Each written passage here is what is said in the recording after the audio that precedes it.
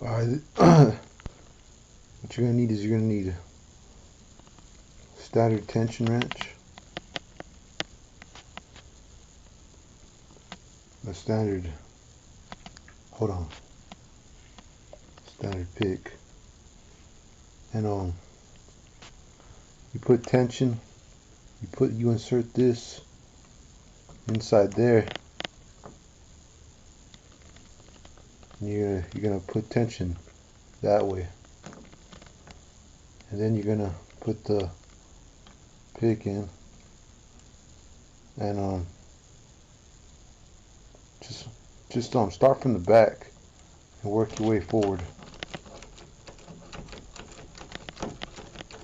and go up and down. Reset it. You reset it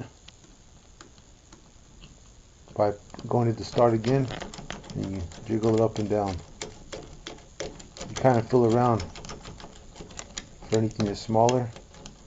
No, it's not working. You reset it again, and there it goes. See it? It's turning.